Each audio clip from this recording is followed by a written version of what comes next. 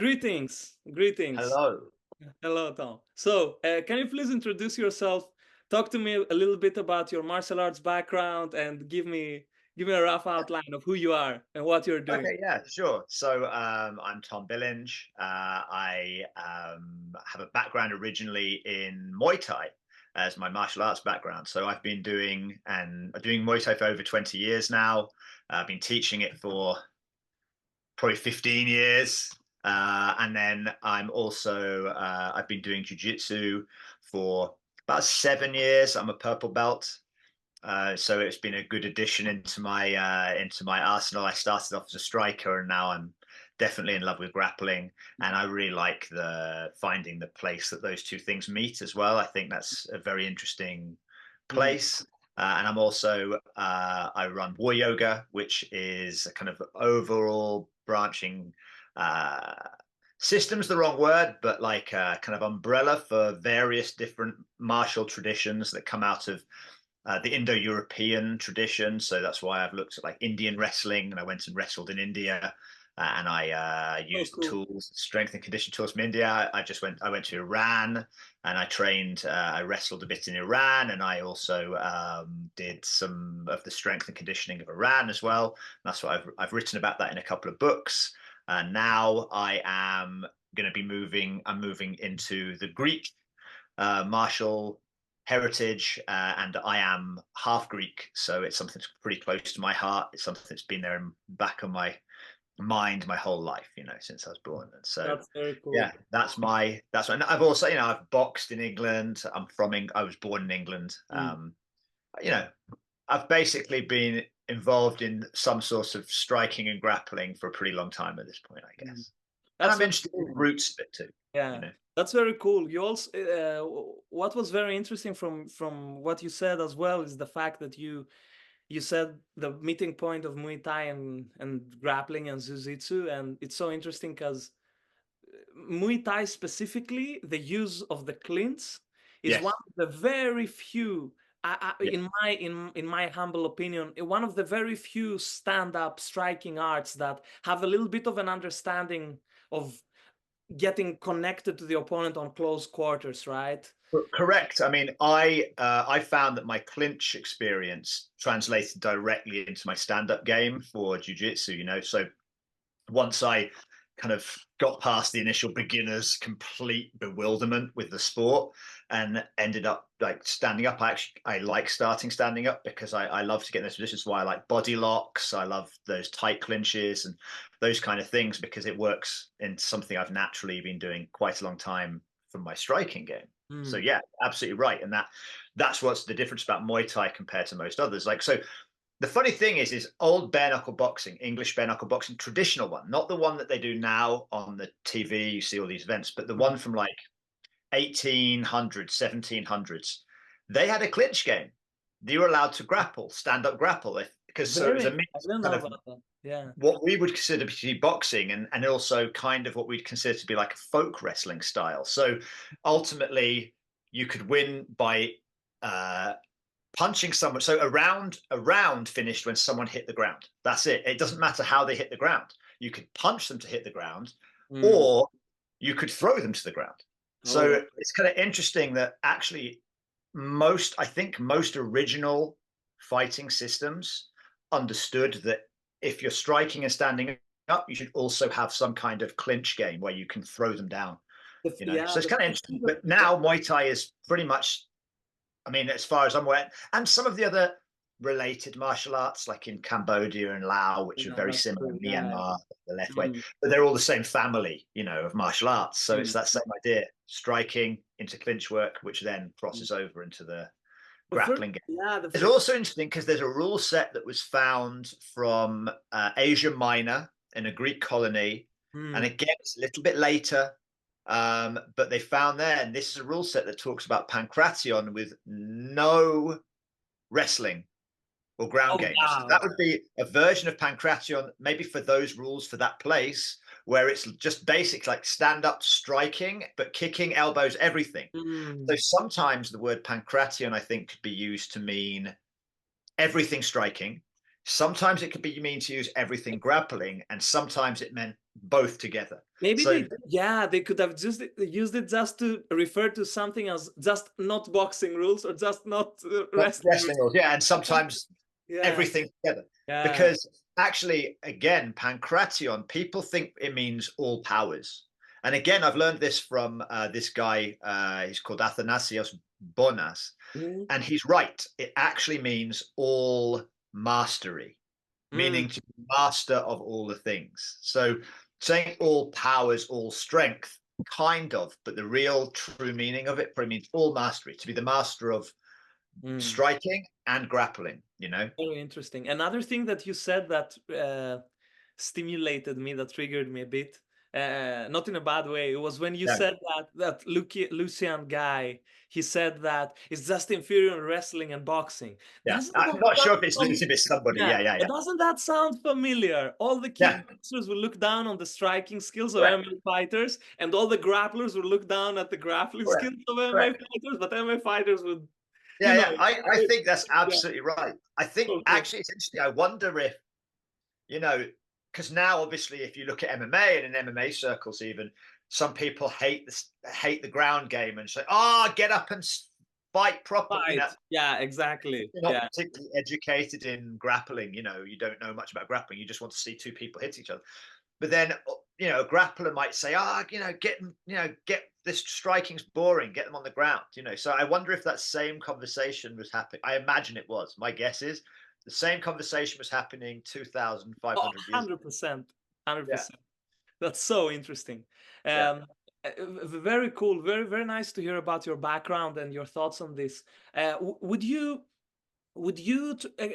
could you explain to me how you would try to reenact things mhm, that you have written, that you have read, things that yeah, you have seen in like pottery and images and yeah, things we know that they did already, and how would you try to put it in on a training environment? How would training, you yeah, know, because your ukes, like the people you train with, are either striking guys or yeah, grappling guys or MMA yeah. fighters, right? So you have to kind of introduce them as well to the idea and Yeah, it can be talk a bit me through the difficult. Yeah, nuances. I'm so curious.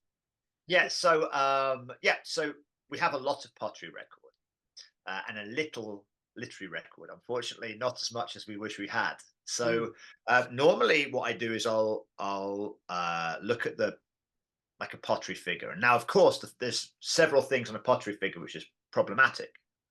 One is the artist probably didn't have a model; they were painting either from their mind or from a description or from something they'd seen, you know, like a memory. Also, they have to fit that painting inside the shape of the pot. So maybe it's not exactly so you can't take the position as being definitely exactly this is the position. But you can look at it and say, well, you see the legs in this place, and so or he's grabbing him on this particular place. So you take that, and then you'll try and see if there's any reference at all to from the various different fragments of the literary record that could help. So then you take that information, so you know the end point usually, you know, like, okay, so I can see on this image he's like throwing him in this way, or he's got to this back position, and particularly some of them are really strange positions or positions that you have to think how would I get there, you know, mm, because the other truth is that human bodies are human bodies, and there's everything that there is to do has probably been done before, but that's because within a framework of movement patterns, there is eventually a finite number of ways of doing something. You know, there might be a lot of ways of doing it, but there's not infinite. It's not like you can't just completely create something yeah, totally and yeah. utterly different. You know, so you get that position and you start to work backwards, try and figure out, okay, how do I get here? How do I get here? And so what I have to do is with the guys that I teach, because a lot of it's completely alien to them in the sense that they understand jujitsu or they understand Muay Thai. So, you know, I can say, okay, give me this punch, but like in Pankration, they like to sort of open palm because it was bare knuckle, right? So Mm, open palm strikes, hammers, big long hammers down, and you know these kind of strikes that for a lot of people today they'd look at them and say, "Wow, that looks so crazy and wild." So, but then if you actually have it when actually see it in action, you see it's pretty effective actually. Um, so you have to then then somehow teach my guys, okay, I'm going to do this, and they have to then kind of react to it in some way. And they obviously often will just come back to this kind of, like much tighter or like more modern way of doing it. So I Mm. have to basically try and show them what I'm aiming to do. And I have to do it kind of in my spare time because they're there to do jujitsu. They're there to do Muay Thai. They're not there to do, my weird Your experiments. research, yeah. Which is basically what it is. It's like it's Yeah, Tom's weird that's so experiments. cool, man. But That's the thing is once you can show it, once they see something, okay, that actually might work, and so what I'm hoping, because it's still fairly early stages for me of really, really putting it into action, and I'm doing it over and over and over now, like all the time I'm coming in with something, and like, so for example, my one of my main partners for this junior, he is he's had an MMA fight. He's very, very good grappler, brown belt, good striker at Muay Thai. So he's good. But he always, whenever he comes in, he's like, what ideas have you got now? Have you got an idea? Have you got any ideas? And so actually, it's like, it's interesting. Something is like, he's kind of interested, and so once you can get people actually good at it, to be kind of interested to see what weird stuff you've mm, come up with, you know. And the thing is, actually, I already have a reputation of having weird stuff, mm, or nice, because the way that I grapple, it's not very conventional, I guess. Like I mm, end up, again, most of the stuff I use, I figured it out mm, self somehow. These weird like positions, that because I like a very heavy top game, but I like to really kind of be up on this top area here, like from high mm, mount positions or from mm, like good mm, strong side controls, and like I play with a lot of shoulder locks and stuff. So mm, I've already got a reputation of doing sort of strange, nasty things. mm. Nasty. Um, and so people are actually kind of open to like, oh, maybe that does Very work. interesting. Maybe this will Very work, interesting. I have two things to say to those things. Number one, another interesting thing that happened to me a long time ago. First of all, I wanna say that I have been interested in traditional archery for a very long time, Oh, and I have cool. been I have been doing like mostly trying to learn traditional Turkish archery, the way they in specifically in Ottoman Empire, and how they were Cool. shooting bows, like very short horse bows. Yeah. And there is a lot of talk within the community of traditional archery about frescoes in churches, about saints with their bows and stuff, and how artists drew them. Yeah. And many times the bows, they are a bit weird, Yeah. just for the artist to make something look cool and stuff. Yeah. Right. The Right. siyas, like the ends are weird, you know what I mean? Yeah. Yeah. Yeah. I know. I understand. I, I I get you. I always thought that it's probably the same thing when it comes to martial arts. There weren't martial artists. There Yeah. was a little bit of misinformation, Yes. getting confused. And the second thing when it comes to that is that one time, 2015, with my teacher, Panos, in Athens, we were about to film some judo moves. And there was a photographer there who was just a white belt in jiu-jitsu. He didn't know so much jiu-jitsu. Yeah. And we would do some specific throws, and he would be like, can you do it that way so it looks a bit better? And then it would completely change the throw, Yeah. That's interesting. just for it to be optically, aesthetically beautiful. And then I was like, shit, probably when they painted things, they Yeah. might thought about how aesthetically it would look. Like big That's posture, very interesting. limbs far away from the body to look big, intimidating, Yeah. while Yeah. Yeah. in most grappling arts, you want to have your limbs close to you, want to have crouched positions, things that don't look so pretty. You know what I Interesting. mean? Yeah. So Well, so yeah. Right. there But I mean, might the thing, be some, yeah. some of the things I think, because Pankration is striking and grappling like this, it looks a bit like the long guard in Muay Thai. But yeah, they definitely emphasize very, very. But it's the same if you go to Thailand and they do paintings of people doing Muay Thai. Mm, It's very stylized, very kind of beautiful in a way that if mm. you actually see a real fight, they Aesthetically don't. pleasing, yeah, it's so But aesthetically, that's very interesting what you're saying about that white belt photographer, because right? that is like real world, live, exactly that happening. What was the difference Yeah, between that guy who was taking a picture who was capturing light at that moment, and with a guy trying to paint something. The guy who tried to paint something probably went to a wrestling class, looked at them, and tried to get some optical simulations, right? And then tried to project them into a fresco. It's not so different, right? So that's the medium they used, but the idea and how they projected their thoughts and pictures is the same. And then one more thing I wanted to add. We go back to my teacher Panos. He taught me about the 8 angles of attack. He has an American Kepo background, so he would always talk to me about backhands and attacks coming from like diagonal angles, right? Because we're just so linearly or like sideways heavily based in boxing, but he would talk to me about diagonal strikes and stuff, right? And it also made me think that when we train jiu-jitsu now, or Muay Thai, or striking arts, like the most serious situation we're thinking about is an altercation against an opponent without weapons, and or an altercation against an opponent in a competition. Yes. But the context they were training, they might have used wrestling. I've thought of it many times. It's just me talking out of right now, right? So many times I presume that they would try, since you cannot replicate war, right?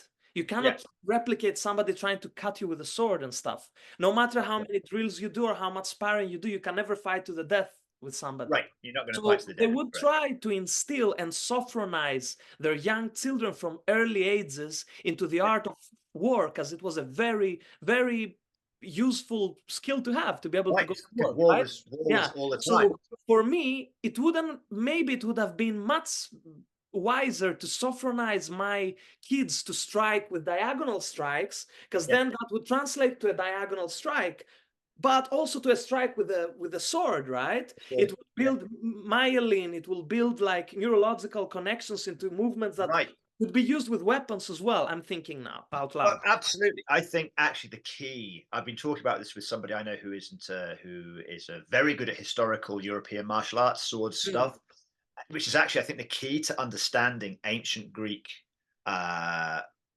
fighting styles, especially Pyrmachia and Pankration, is understanding that these come from taking a weapon out of the hand and using the same concepts. So, for example, you see some of the strikes from here, they'll come up and punch down, or they'll come up here. Yeah, and it's so these kind of interesting positions, and these like that's a sword. Your shield, it's a sword in the hand, and you take the sword out and you use the fist instead. You know, and it's very interesting because when you look at it through the lens of this came from armed combat into unarmed combat, it changes a lot of the way you think about it, because suddenly, like, well, that makes sense. Of course they would do that. Why would you not do that? Yeah, they would just try to sophronize their kids and everyone into movements that would translate both in fighting and in war. Correct. Right? Because now we are training to, just to beat people who are good at the art, and it does not translate to fighting. And then again, and another thing I wanted to touch, which I think it's extremely interesting as well, is the fact that we view fighting now as something that's done without the consideration of an armor. Yes. And when you have the safety of an armor, when you can get some damage absorbed by the armor, like not be too scared of the knife, because he could just specifically attack you in very certain areas, then you have to worry about much less attacks, right? Yes. Like, when you don't, like, you see the style of, let's say, the people who are expertise right now in knife attacks is probably Sayok, the Philippines arts, or like some Krav Maga, right? So the way they train is very fast moves, right? Because they have to worry about intercepting most of the time, because they cannot get cut. Right. Yeah. Controlling those hands and wrists. Exactly. So even the way they trained back then would be so different because they had the safety of the armor, right? I look Yeah, at samurai. I visited some museums here in Tokyo, and I would be like, "What's the armor?" And the armor was so much more dense than yeah, Bronze Age or like classical age in Greece, right? Where yeah. it didn't have so much armor. It was just the Not so much, right? yeah, like the shield and stuff. So Yeah. I was like, okay, probably the samurais on the Edo period, they could take a lot of damage. They could They take some damage, right? were like insects, you know, exoskeleton, full on. Right. But it made you have to concentrate on the weak points.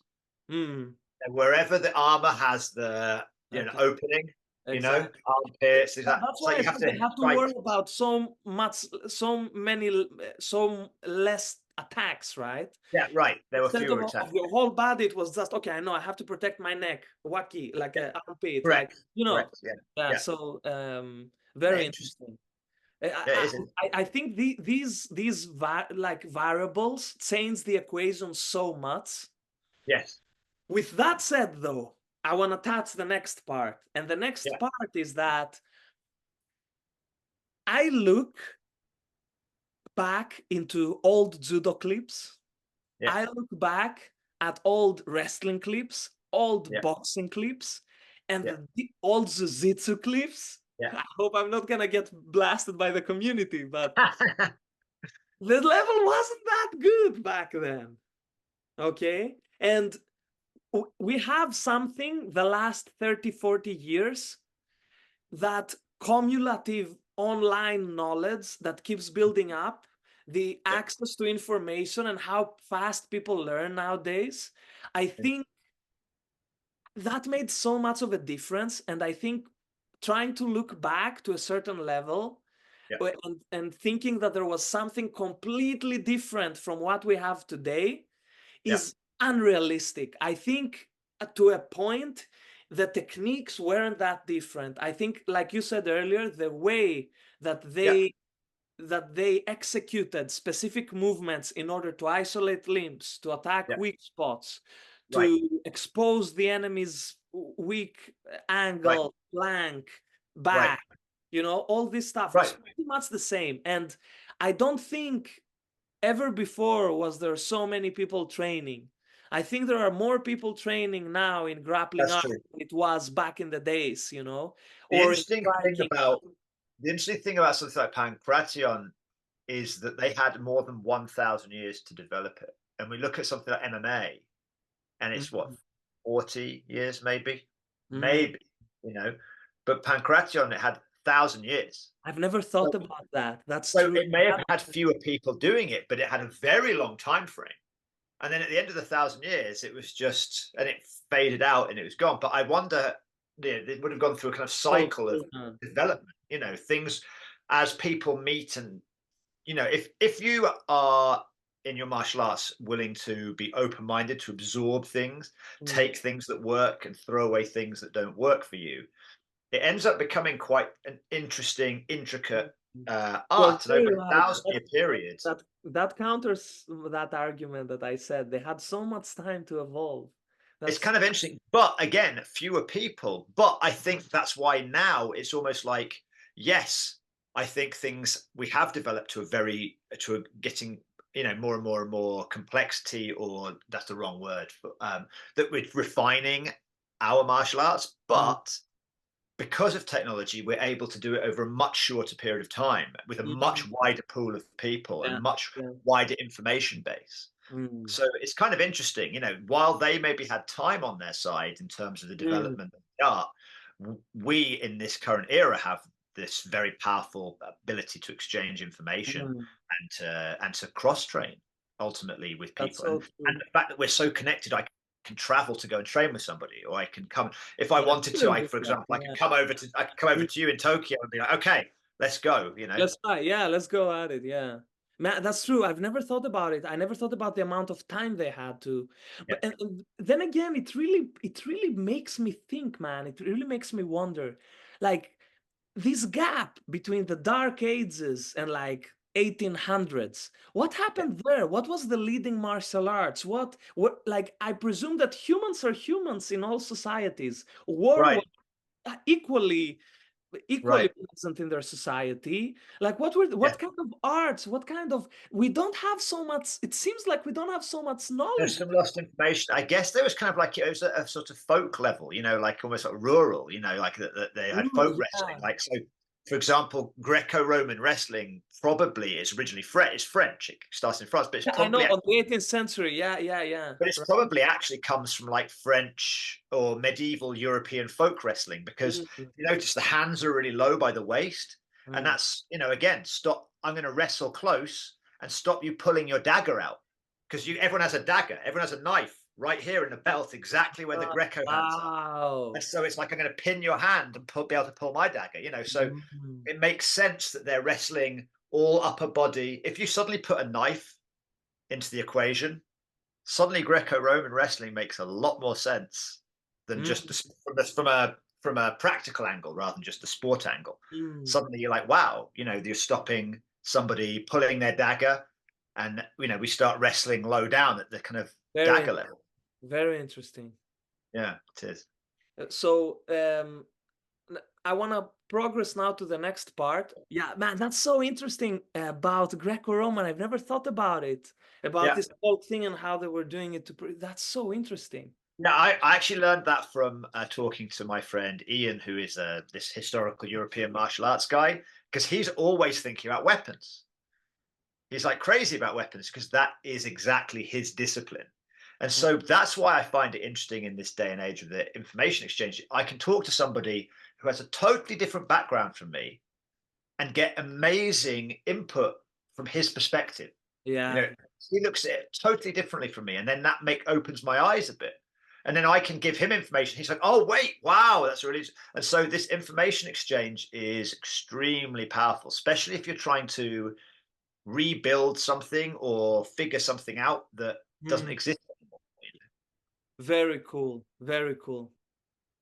Please continue on what were you saying about exchanging ideas with people who can give you different perspectives. For example, the guy with the weapons, right? It was Yeah, mind blowing. I've never thought about it as well. Like what right. Yeah, perspective no, right. can. I hadn't so much, and suddenly, he was there saying, so he really opened my eyes to like everything changes when you put a knife in someone's hand or you put a sword in someone's hand. And Mm. actually, he'd just come back from a workshop, like a weekend workshop at that time. We was talking with a guy as a company called Shivworks, and he does knife fighting. Now, what's interesting about that is it's very kind of, he was like in the police and all sorts of things. So he's like about very direct knife fighting. But that guy, the Shivworks people, they're all about grappling with a knife, Mm. and how that Mm. totally changes everything. Mm. Suddenly Mm. you have to really control those arms. You have to Yeah. really control that person, Mm. because, you mess up, you're dead. That's it, So interesting. Yeah. It is. It is. I think that's kind of when you actually think of the idea that you put a weapon in someone's hand and then say, okay, now grapple. Because striking isn't as important in that regard, because striking is the weapon is the striking. So then grappling becomes the important thing. That's why, in a way, again, my friend Ian was saying maybe the reason there was not really striking on the ground in Pankration is that if you're put on the ground in a fight, in a war, right? So the reason that wrestling traditionally ends with somebody on the ground, finished, you win, is because in a war, if you're on a battlefield, if you put someone on their back, Yeah. they're dead. That's Yeah. it. They're With dead. armor, how are you gonna stand up? Yeah, it's Yeah, just yeah, exactly, exactly. And then, of course, so when we're trying to figure out if we were like two men in the ancient times, we want to see who's better at something. If I put you on your back, it's like me saying I killed you. Mm. From the idea of the war context, right? So Yeah. that's why maybe wrestling was it was. But then when you think about Pankration, if it comes down to grappling, when you get to the ground, it's just grappling. Because if you got thrown on the ground and someone has a knife or a weapon and you're going to grapple. You're going to try and pull them Mm. in. You're going to try and control them. You're not going to try and strike. And the person on top is just going to be trying to grapple your arms to be able to put that knife in. So it makes a lot more sense when you start thinking, okay, the ground is more for grappling. When you take away, because people think, well, why wouldn't you strike on the ground? Well, sure, from a modern perspective, but from an ancient perspective, maybe why wouldn't you strike on the ground? Because it's not realistic to a battlefield. Because when I'm on the ground, I'm fighting. Now I'm in absolutely life and death. I need to grab you and manage to turn it around, so I can try and roll you somehow, and some very interesting Instagram profiles of people who work on grappling with guns, right?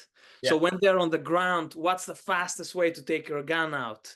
Yeah. So they don't care about grappling or striking the guy, just taking their gun out, because that finishes like, that line, that imaginary line of your gun. And the same thing as when you're on top, right? How to protect it so they don't reach for it. And I'm thinking, grappling in ancient times, when it had knives and swords, it would probably be about who's gonna manage whose arms, right? So exactly. Right. Who's going to get? That's interesting. So my teacher's teacher in jiu-jitsu, my professor's professor, I guess you could say, from a Brazilian perspective, is a guy, is a Brazilian, Luigi Mondelli, and he's an excellent, he's a high level black belt, many years in the thing, but he also does a lot of stuff with combatives. And so sometimes you'll see his Instagram stuff, it's like you see him like grappling in a car against somebody who's trying to pull their gun. It's like, how do you deal with it? It's kind of interesting. We're at a point now where we've got things like jiu-jitsu, then going into, you can then add it into other situations and see how does that work in a real life situation. Because in a real life situation, you're not going to drop to your butt and then scoop, you're not going to pull guard, right? It would be a crazy thing to do. So it's kind of interesting to see the interaction of jiu-jitsu. You know what I would be very interested to watch? I would be very interested to watch MMA fights with a gi. Yeah. Oh, yeah. That would be interesting. And it doesn't have to be gi in the kimono perspective. It could just be like a very durable material that resembles a shirt and pants. Yeah, I would want to watch that. I would want to watch that, because I'm telling you, spider guard is the thing. When you control both opponents' arms. Right. That's kind of interesting. When clothes go into the equation, I think the variables change a lot. It does change a lot, and it's interesting because that's something. So they've got that karate combat thing, but they don't wear a top. They just wear the pants. Exactly, and they just throw their hands. Yeah. Throw their hands. Right. That's kind of interesting. Yeah, because I mean, obviously, the early UFCs, you had that gi in there. It's just that they didn't know how to grapple back then. They didn't know. That's the thing. Even in the Pride days, that there were some judo guys. The level, like the other guy was naked, and it was a bit weird, But right. So interesting, man. Yeah, so it was. I think you can also prevent so much damage on the clinch when there is a gi to hold on. Oh yeah, it's so different. And the thing is, war happened with clothes most of the time. If we're talking ancient Greece and back in the day. Well, what can you grab? You can grab the armor, like they're wearing a. That's true. Yeah, how the chest plate. That's true. You could get grips, like on all sorts of things. Because if you're wearing armor, if someone's wearing armor, you've got grips on them. Yeah, that'll be very interesting to watch, like some MMA with durable clothing, just. Yeah, that would be. I don't think anyone's done that in only that early MMA days where it was like, here's the judo guy versus the boxer. Yeah, just put them in now. That would be very interesting. Right. Yeah, I think there's like a video from like, maybe it was it's either the 60s or the 70s. It was the 60s with someone like Jean LaBelle, and they put a gi top on a boxer. And he fought a judo guy against a boxer, but the boxer was wearing a gi top. But it was so weird because the boxer's wearing gloves, and he's got a gi top on. But then that gives the judo guy a huge advantage, because now just go for the clean. Can't even grab him. He's got gloves. That's my argument many times when I have like friendly queries with friends who do boxing and stuff. And the thing is, in a boxing match, I see the cleans happen a lot. In order to mitigate damage, in order to prevent damage from happening, they will close the distance. That's true. And that's why it's interesting. Someone like Vasily Lomachenko, the Mm, Ukrainian, because he's actually excellent in using the clinch to his advantage. But that's because when he was younger, first of all, his father, before he was old enough to box, his father took him to ballet. So he'd get his footwork, so he got some amazing. strong legs when he's a child. But he also cross-trained wrestling because Mm, he wanted to, but because he wanted to be a boxer, he cross-trained wrestling so he could understand clinch positions. And mm, that's why someone like that is superior in the boxing world in mm, clinch mm. because he understood wrestling. Yeah, You it's know, it's so interesting to see, because now I'm gonna talk a little bit principles, right? So I did taekwondo. It was the first martial art I did. So awesome. basically, you would have two people and they would try to kick, right? Right. And when you were in danger, many times, in order to mitigate the damage, you would clinch as Clinch up. well. Right, right. Yeah. And look at jiu-jitsu and judo. When you're in danger Yeah. of the opponent throwing you, what do? You throw your hip away. Yeah. Interesting. Yeah. So you're Get out. trying to create distance. But Right. that's why we have this crouching backwards position in jiu-jitsu, Yeah. right? That everybody starts like that to hide their hip away. And that's why they've Yeah. banned it in judo. You can't sit like that because you don't want to Yeah. engage. It's the Yeah. same Right. reasoning. It comes down to managing distance. Yes. It's two different things, but at the same time, you're trying to prevent the opponent from engaging with you by either creating or closing distance, right? Very interesting to see that in martial arts. How, so yeah, boxers, Well, they that's right. I mean, it's have. like when I'm teaching Muay Thai clinch work, I again also work with principles often when I'm teaching in that regard. And in the clinch, you've got to manage their hips. It's about hips, Mm, 100%. If I either I'm going to pull you in close, so I have your hips close to me, or I'm going to use my knee shield. I'll put my knee across and push your hips away and control your and pull your head, so I can control your mm, hip head. So either I'm going to go for something around your body where I bring your hips in close, or I'm going to control your head and push your hips away. That's mm, the only two ways I'm going to be able to operate in the clinch. And it's like, mm. again, distance management. Either I'm somebody who wants to keep you away, or I'm somebody who wants to pull you in close. And that's your two options. That's And it's very because it's interesting. Muay Thai, you have the clinch as part Mm. of the stand-up. So We the can we difference. can go we can go deeper. For example, what you said right now, it was that you can either have the opponent like that, you can Yeah, go close to his hip, yeah, or you can have him like that, right? You can correct. bring Yeah, him forward. yeah. How many sweeps are there in jiu-jitsu? Oh, there's so many. Two. So, okay. You can keep the center of mass stable, Yeah.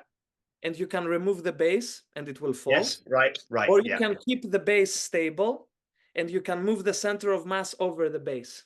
Right. You're correct. No other Yeah, ways. No completely other correct. way. So Yeah. what you Yeah. explained, Yeah. Is the close to same thing. him, so you can tip the base over him or bring him Hold down. down, pull the His base base is away. stable and he Right. tips over. Yeah. All Brilliant. work the same way, Brilliant. right? Brilliant. So Yeah. it's Correct. so interesting to see, because on the stand-up as well, it's the same thing. You can only take down somebody two ways. That's the only Yeah. way to break Right. balance, Right. right? Correct. Move the Correct. base, move the base over a stable post, or Yes. make a post stable and move the base over the center of Yeah. mass over it, That's a right? matter. That's absolutely right. Yeah. You're absolutely So, correct.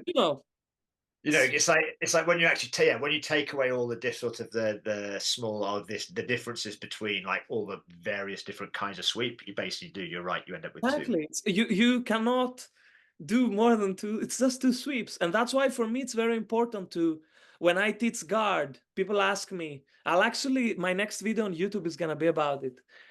People ask me, what are the blue belt requirements? Techniques here and there, Yeah. And blue belt requirements are skills for me. Can you Yeah. unbalance the opponent? Can you put his hands on the mat? Can you put his Yeah. hip on the mat? That's good. If you showcase that, it's good. Yeah. Can you Yeah. keep your own balance? Do you know how to post, how to move your hip on a certain way, how to open your legs in a certain way, how to connect to your opponent or to the ground? And Yes. that, in a way, is my counter argument to why I don't believe in new techniques, or, for example, the people who are very curious about your funky style. Yeah. Uh, Yeah. it's just a different way to do the same thing. You Right. said you have a very specific style of attacking, very high and shoulder Yeah. locks and Yeah. stuff. So you prefer maybe because you have longer limbs. I see you're very slender. You prefer to use that leverage you have on like covering them in a way, making I like to get be heavy as I can up here. Because what have you got to control? You either control, if they're on the ground, you either control their shoulders or their hips. Exactly, yeah. Or right? pretty much you need to in order to reach to the shoulders, you have to go through the hips, right? You first Right. the limbs in order to get to the hip, to the center of mass. Then you flatten out the shoulders, and then you have pinned them. And now you go back to the limbs, right? Because you have to isolate them in order to. Then you have to isolate limbs. Yeah, correct. So probably you're going through the same stages as other people that do any other technique. They can maybe pass to the mount, knee cut, knee on belly mount. They still use the knee cut to pin a leg down, which effectively pins the hip down. Then go chest to pass, go to mount, which they pin the guy, and then they go to an armbar. But they've done the same thing. The armbar is an isolation of a limb after the thing. So it's just different ways to go through the same patterns, right? It's all because principles remain the same, right? The principles are.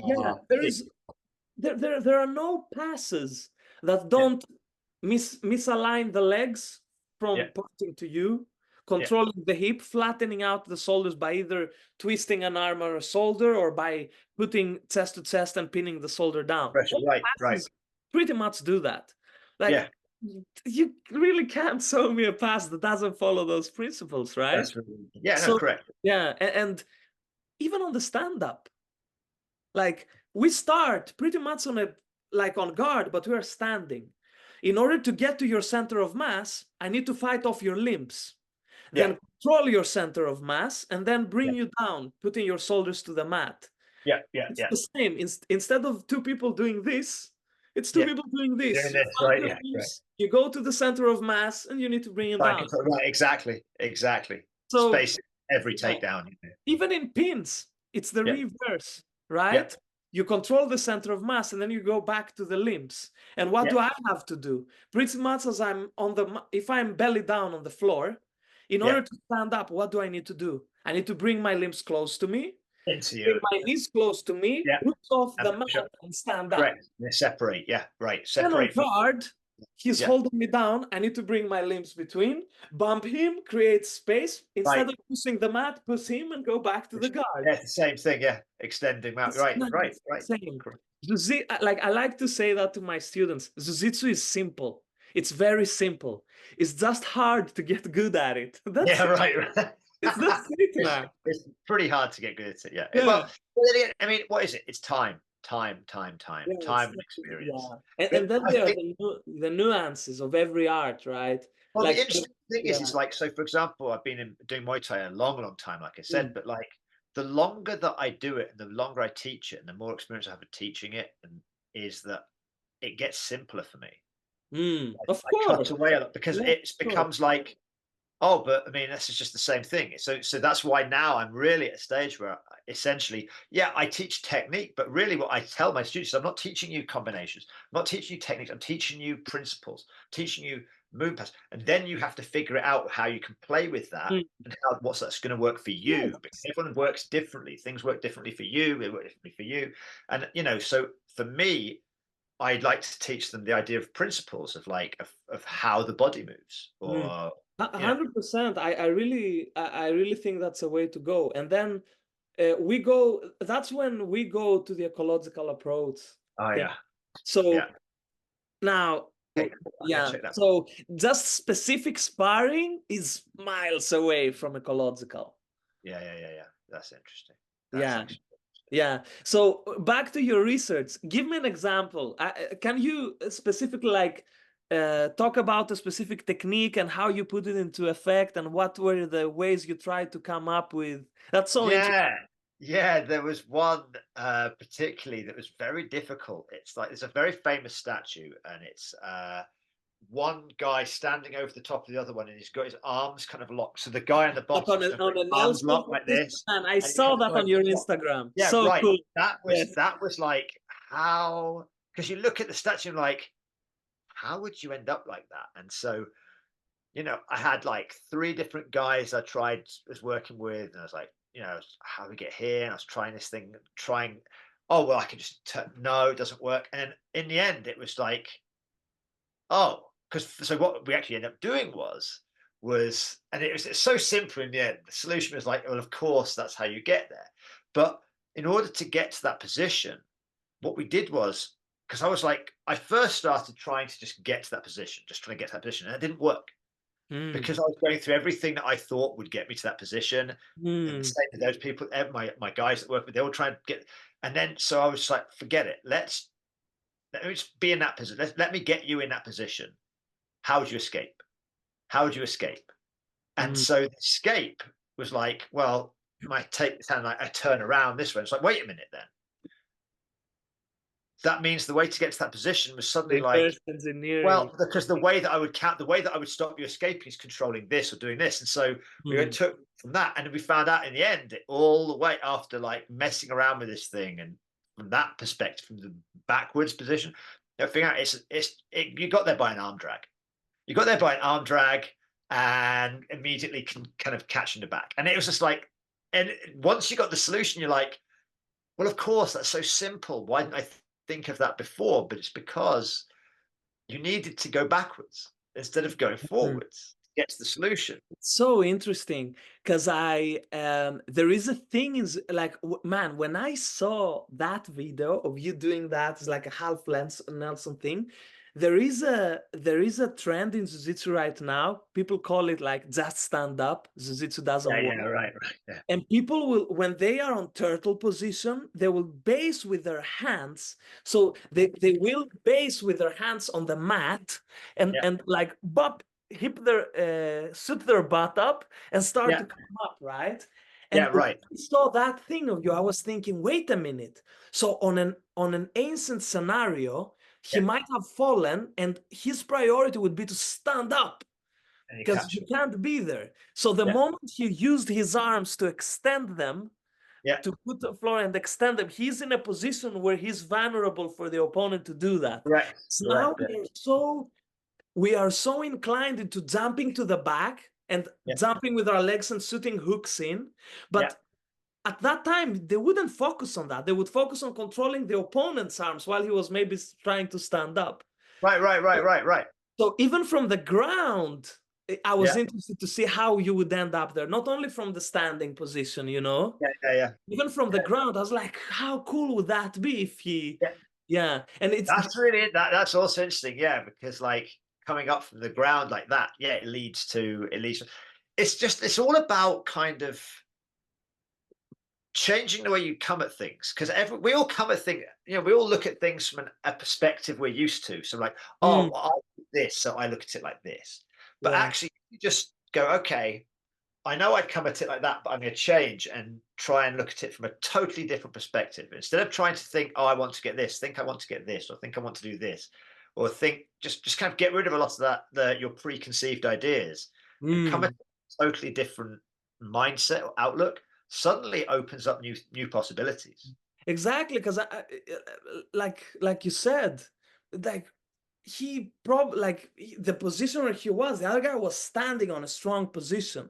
Like it Yeah, wouldn't happen in jiu-jitsu now. People would just like jump on the back, yeah, But back yeah, in the days, it's just like whap, slam you forward, It's just yeah, like right, just exactly, exactly, yeah, it's of no use, There's no yeah, point. correct, There's no soft mats down.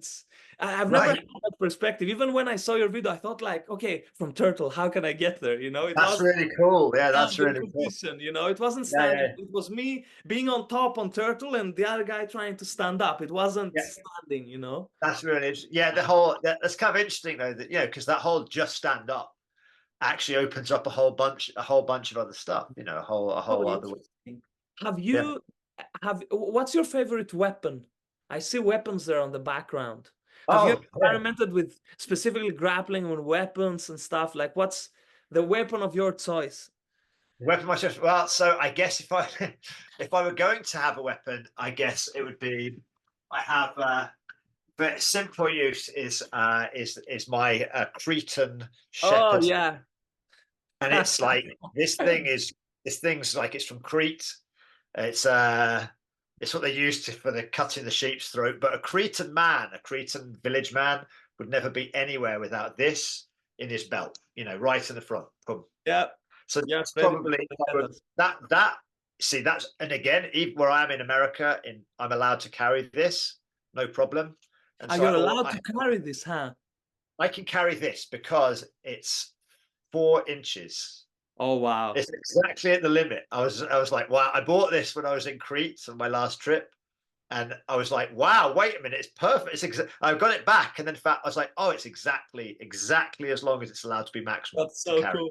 Close the top. Thank you so much for this, man. I really appreciate it. Of course, man. It's been a great conversation for me. Yeah, let's do more. Let's do more. We have to do more. Let's do more. Yeah, so we can gather material. Yeah.